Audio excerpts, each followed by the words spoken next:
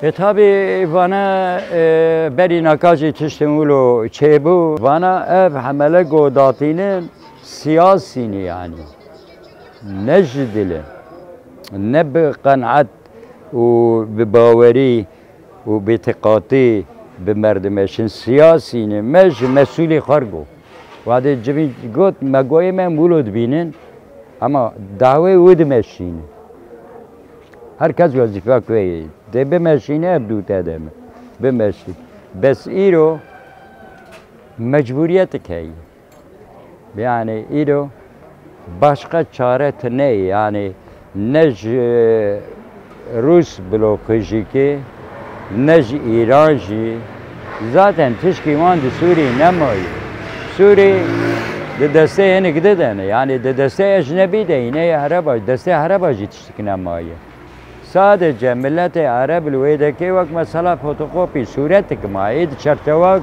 dalakan dimayı insanlık hey ama suret hakim tüneyi ser met beje mecbur mu yani başka vekibik Amerika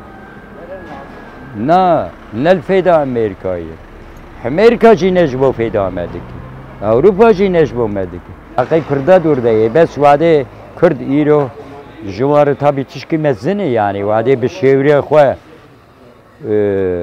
و بسروکه خور به جماعت خور بیشی بکه و منفعت ملت خلوی گوری بگور پروژه دنیای و سینور کشیر چکن و بیوان نابه یعنی نه امریکا کاره بیوان بکن نه روس کاره بی و اب تلویزیون جی ایگوله گوهداری بکن گلک جی فهم دکه و هی گلک جی که و بنا امریکا سوپر gücü süper güç herkes süper gücü mero teneci süperi ama vade laye mero bire mero Braziye mero millete mi ve çağı mero süper gücü.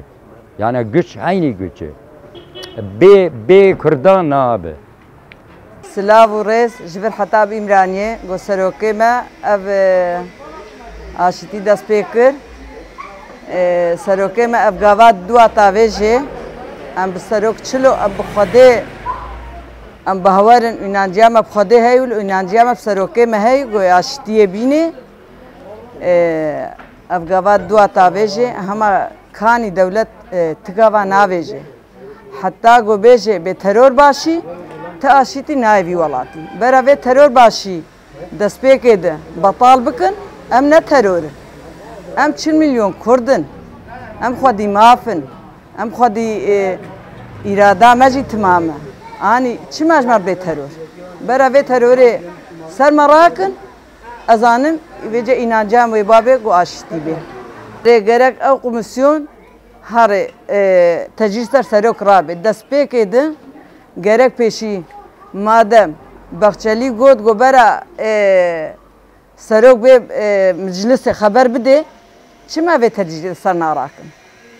Emet khapin kurd ne kurde beri em ne matte khapandın em ne zarokul go mefşakir gibi khapin ve care temeleme sağlamı ام بارش که برومت خوازن برای تجدید سر سروک راکن برای واقعی حبساب بردن اوه نخوش وقت سروک بردن دمرتاش بردن وقت ای نخوش بردن کاشیتی و اشتی ولی چید به برای پیشی تجدید راکن و ریبن سروک و ازگر بکن باوریان بواوی به باوریان بوا نای جالی کی به آشیتی جالی کی به مدگرن جالی کی به روجاوا بمبت کن کاشت یاوا ام آشتی که برومت خوازن گرگ من نخاپینه باوریام افسروکه مته گو آشتی بکلی باوریام buanayı ber avcı gava baveşin. Tabii ki biz isteriz ki Önder Abdullah Öcalan'ın dışarıda olmasını biz de isteriz. Zaten ilk baştakiler bir şeyler yapsın ki halk biraz heyecanlansın. Ama sen baştaki bir şey yapmadığı sürece sen bir şey yapamazsın ki. Biz bir şey yapamayız yani. Başımızdaki yapması lazım. Yani şimdi herkes artık bir korku içerisinde. Yani devletimiz bize korku saldığı için konuşamıyoruz. Konuşmak da istemiyoruz zaten aslında. Sen de edebilirsin, ben de edebilirim. Herkes edebilir yani bunu. Sonuçta yani annesi, babası, amcası, dayısı nasıl bugün bir cezaevine giren bir insanı ziyarete gidiyorsa Onu da gidebilir yani. Baştaki başkanımız, Cumhurbaşkanımız bize bir imza atacak ki bir şeyler yapsın ki o önderlik yaparsa bu sefer önderliğiyle başkası da yapar. Devlet ondan da böyle bir adım bekliyoruz biz. Bizim tüm umudumuz odur. Biz onu istiyoruz ki yani devlet atmıyor ki.